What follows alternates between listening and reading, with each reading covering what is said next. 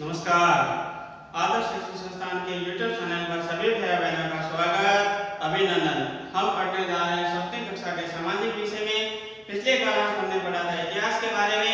इतिहास में हमने पिछले कालांश में कुल 5 अध्यायों का अध्ययन किया। आज हम पढ़ने जा रहे हैं इसी सामाजिक विज्ञान का अगला भाग, जिसका नाम है राजस्थान अध्ययन। इस राजस्थान अध्ययन में हम पढ़ेंगे राजस्थान के भूगोल के बारे में, राजस्थान के इतिहास के बारे में, राजस्थान की अर्थव्यवस्था के बारे में, अर्थशास्त्र के बारे में और भारतीय संविधान में इन राजस्थान की क्या भूमिका रही उसके बारे में पढ़ेंगे। इतना पढ़ने से पहले आज हम जो पढ़ने जा रहे हैं इस राजस्थान अध्ययन में भूगोल के बारे में पढ़ेंगे। भूगोल में भी जो पहला पाठ पढ़ने जा रहे हैं उनका नाम है वन, वन्य जीव एवं संरक्षण। वन से तात्पर्य पेड़ पौधों से है और वन्य जीव का मतलब ऐसे प्राणी जो इन वनों में रहते हैं। वो पशु भी हो सकते हैं, पक्षी भी हो सकते हैं, अन्य जीव जंतु होते हैं। ऐसे जो वनों में ही रहते हैं, जिनका आश्रम, जिनका आश्रय स्थल, जिनका आवास वन होते हैं, उनको वन्य जीव कहते हैं। तो इन वनों का हम किस तरह से संरक्षण कर सकते हैं, वनों को किस तरह से बचा सकते हैं, वनों को और वन्य जीवों को जो पतन हो रहा है, उनकी संख्या में जो कमी हो रही है, उनको रोककर इस वनों में और वन्य जीवों की संख्या में वृद्धि करके, उसके वंशवृद्धि में वृद्धि करके, उनको किसी तरह से रख रखाव करके, उनको बचाकर उसको आगे बढ़ाने में जो हमारा योगदान होता है, ऐसा होना वन्य जीव एवं उसका संरक्षण कहलाता है। अर्थात वनों को और वन्य जीवों को बचाना और उसकी वंशवृद्धि में सहयोग करना, उनको बचाना, उनको सुरक्षित जीवन देना, ऐसा करना इनका संरक्षण कहलाता है। आज हम वनों के बारे में और वन्य जीवों के संरक्षण के बारे में पढ़ेंगे। उससे पहले आज हम पढ़ते हैं वनों के बारे में। वनों का महत्व, हम इन वनों के लिए इतना महत्व क्या है, इन वनों का क्या महत्व है जिससे हम संरक्षण देते हैं, उनको बचाने का प्रयास करते हैं। हम सामाजिक संगठन के लिए तत्पर रहते हैं, सरकार उनके लिए तत्पर रहती है, ज्यादा से ज्यादा पेड़ पौधों को लगाने की बात करती है, पेड़ पौधे लगाए जाते हैं। ऐसा क्या है इस वनों से लाभ जिसके लिए हम सभी उसके लिए सतर्क रहते हैं, जागरूक रहते हैं? क्या है वनों का महत्व? तो हम इसके लिए पढ़ते हैं सबसे पहले वनों का महत्व। प्रकृति के द्वारा प्रदत्त अमूल्य उपहार है। अमूल्य का मतलब जिसका कोई मूल्य नहीं। प्रकृति ने हमें ऐसा भेंट दिया है, ऐसा उपहार दिया है, ऐसा पुरस्कार दिया है जिसका कोई मूल्य नहीं, अमूल्य, जिसकी कोई कीमत नहीं है। तो इस तरह का जो उपहार दिया गया है, अगर उस उपहार का हम सही ढंग से उपयोग नहीं करते हैं, उसका उपभोग नहीं करते हैं, तो आने वाले समय में इसका जो हम फायदा ले रहे हैं उसकी वजह से हमें नुकसान होना शुरू हो जाएगा। इसलिए इसका ज्यादा से ज्यादा फायदा मिलता रहे, इसलिए इनका संरक्षण करना आवश्यक है। तो क्या इससे क्या क्या लाभ मिलता है हम मनुष्य को, हम जीव जंतुओं को, इन सजीव जगत को, इन पेड़ पौधों के द्वारा क्या फायदा मिलने वाला है? वो फायदा मनुष्य को भी मिलता है, पशु पक्षियों को मिलता है, अर्थात पूरे प्राणियों को मिलता है। तो इससे क्या क्या लाभ मिलने वाला है, क्या क्या लाभ मिलता है और इसके संरक्षण से क्या फायदा होने वाला है, इसका क्या महत्व है? तो पहला महत्व ये है कि ये शुद्ध हवा देते हैं। जहाँ पर पेड़ पौधे होंगे वहाँ पर कितनी भी जहरीली गैस हो, उनको शुद्ध करने का प्रयास करते हैं। वो कार्बन डाइऑक्साइड हो सकती है, हीलियम हो सकती है, आर्गन हो सकती है, कैसी भी जहरीली गैस है, वो फैक्ट्रियों से निकलने वाली हो सकती है, कल कारखानों से निकलने वाली हो सकती है, वाहनों के द्वारा निकले धुएं से हो सकती है, या अन्य कारण से कोई गैस निकली हुई हो, तो उसको शुद्ध करने का काम ये पेड़ पौधे करते हैं। इसीलिए फैक्ट्रियों के पास, कल कारखानों के पास ज्यादा से ज्यादा पेड़ पौधे लगाने की बात कही जाती है, ताकि वहाँ की जो हवा जो गंदी हो गई है, हवा जो जहरीली हो गई है, उसको शुद्ध करने का काम किया जाता है। तो इस तरह से इसका पहला जो उपयोग होता है हमारे जीवन में, इससे शुद्ध हवा हो जाती है। तो पेड़ पौधे जहाँ होते हैं वहाँ जीवन शुद्ध हो जाता है, हवा शुद्ध हो जाती है, जीवन आनंदमय हो जाता है। इसी तरह से वर्षा में सहयोग, जहाँ पेड़ पौधे होंगे वहाँ जलवायु में नमी आएगी, और जलवायु में नमी आएगी तो वर्षा करने में सहयोग करेंगे।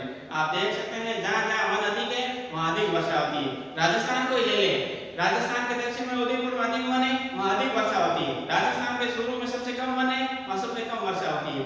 पश्चिमी राजस्थान वन कम है, वर्षा कम होती है। दक्षिणी पूर्व में वन अधिक है, वहाँ वर्षा अधिक होती है। इस तरह से जलवायु को नम बनाकर वर्षा करने में सहयोग करती है। इसी तरह से जीवों का आश्रय, जो प्राकृतिक जीव हैं, जो पशु हैं, जो पक्षी हैं, चाहे जीव जंतु हैं, उनके लिए आवास का काम करते हैं। अगर पेड़ पौधे नहीं होंगे तो ऐसे कई जीव होंगे जो बाहर निकलते मर जाएंगे, उनको लोग मार देंगे, उनको हिंसक जानवर खा जाएंगे। इस तरह से उनके बचाव का स्थान, उनका आश्रय स्थल, उनका आवास ये पेड़ पौधे होते हैं। पेड़ पौधे रहेंगे, ये जीव जंतु भी रहेंगे, पशु भी रहेंगे, पक्षी भी रहेंगे, और इस पर्यावरण का संतुलन भी बना रहेगा। और क्या नाम है इसका? प्राकृतिक सुंदरता। ऐसे कई पेड़ पौधे होते हैं जो रंग बिरंगे फूलों से द्वारा लदे होते हैं, कई तरह के फल भी देते हैं, इनके द्वारा औषधियाँ भी मिलती है। ये जहाँ पेड़ पौधे जहाँ लगे होते हैं, चाहे घर के आसपास हों, खेत के आसपास हों, गांव के पास हों, शहर में हों, तो जहाँ ये होते हैं तो प्राकृतिक सुंदरता भी बहुत अच्छी देखने को मिलती है। मन मोहक हो जाता है, मन प्रफुल्लित हो जाता है, आनंद में जीवन जीने लग जाते हैं लोग। तो इस तरह से पेड़ पौधों के द्वारा प्राकृतिक माधुर्य भी, प्राकृतिक सुंदरता भी देखने को मिलती है। अगला है जलवायु वनम, जो हमने अभी पढ़ा है, इसके द्वारा वर्षा में सहयोग दिया जाता है। आजीविका और औषधियों को भी प्राप्त करने इस वन के द्वारा पेड़ पौधों की लकड़ी को काट कर हम फर्नीचर उद्योग लगाते हैं। इस वनों के द्वारा हम औषधि प्राप्त करते हैं, वनों के द्वारा फल बेचकर रोजगार प्राप्त कर सकते हैं। इन वनों के द्वारा पशुओं को चारा उपलब्ध करवाया जाता है। इस वनों के द्वारा कई तरह के ऐसे रोजगार चलते हैं, जिसमें से बीएसडी उद्योग इस वनों से निकलता है। इसी तरह से कागज उद्योग जिसका कच्चा माल ये है, फर्नीचर उद्योग जिसका कच्चा माल ये है। इसी तरह से कई ऐसे उद्योग हैं जिनका कच्चा माल यहाँ से मिलता है। इस तरह से औषधि उद्योग का भी कच्चा माल यहाँ से, अधिकांश जो औषधीय दवाई होती है, जड़ी बूटियाँ इन्हीं पेड़ पौधों से मिलती है। तो लोगों को रोजगार भी मिलता है और जीवन जीने के लिए औषधि होती है, वो भी यहीं से प्राप्त होती है। इतना सारा महत्व है इन पेड़ पौधों के द्वारा, इतना सारा बने, और अगर इसकी कटाई हो गई तो वो समस्या हमारे सामने दूर नहीं है, जल्दी आएगी। इसलिए हमें ये प्रयास करना चाहिए, सामाजिक संस्थाओं को भी, सरकार को भी और प्रत्येक व्यक्ति को भी अपने से शुरुआत करनी होगी कि किसी तरह से वनों को बचाया जाए, वनों का संरक्षण किया जाए। इसलिए हम बात करते हैं वनों के संरक्षण की। उसके बाद अगला बिंदु है वनों के प्रकार। ये वन कितने प्रकार के होते हैं? वन के प्रकार पढ़ने से हम ये पढ़ लें कि भारत सरकार ने 1951 में भारतीय वन नीति अपनाई।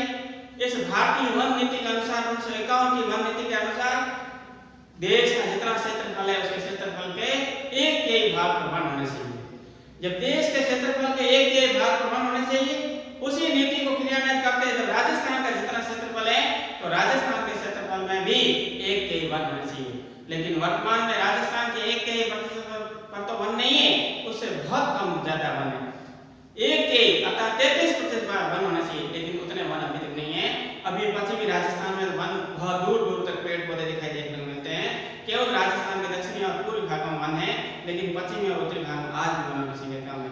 तो क्षेत्रफल की दृष्टि से जितना 33% होना चाहिए उतना नहीं है राजस्थान में। अभी भी वर्तमान में राजस्थान के क्षेत्रफल का केवल 10% भाग परिवहन है, जबकि 1951 की भारतीय वन नीति के अनुसार 33% होना चाहिए, अर्थात एक ही होना चाहिए, जो अभी भी वर्तमान में राजस्थान 10% है। हालांकि सरकार के द्वारा कई प्रयास किए जा रहे हैं, इंदिरा गांधी नहर के द्वारा, सिंचाई की साधनों के द्वारा, लेकिन अभी जितनी आवश्यकता है उतनी आवश्यकता पूरी नहीं की जा सकी है। अभी वर्तमान में राजस्थान में सबसे अधिक जो वन है वो दक्षिणी पूर्वी क्षेत्रों में। अगर जिले के रूप में देखा जाए तो सबसे ज्यादा वन उदयपुर में, और सबसे ज्यादा वन उदयपुर में है तो सबसे ज्यादा कम भी वन उत्तरी और पश्चिमी क्षेत्रों में। अगर जिले की दृष्टि से देखा जाए तो सबसे कम वन चूरू जिले में, सबसे अधिक उदयपुर, सबसे कम चूरू। अगर भाग की तरफ देखा जाए तो राजस्थान के दक्षिणी पूर्वी भाग में सबसे अधिक वन है और उत्तरी पश्चिमी भाग में सबसे कम है। जिलों की दृष्टि से देखा जाए तो सबसे अधिक उदयपुर और सबसे कम चूरू में।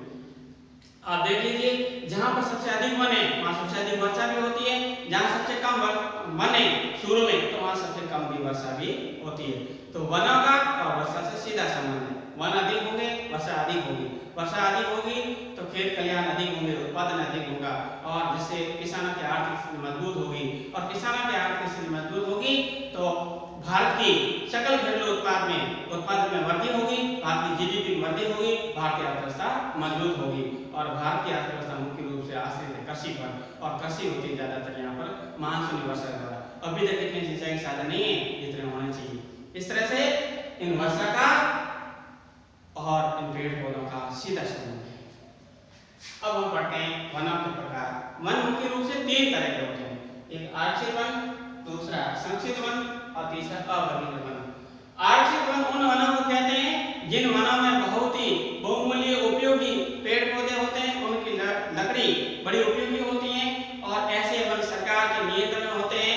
सरकार उनके अपने स्वामित्व रखती है और किसी भी व्यक्ति को वहां लकड़ी काटने के लिए या पशु को सराहने के लिए अनुमति नहीं मिलती है।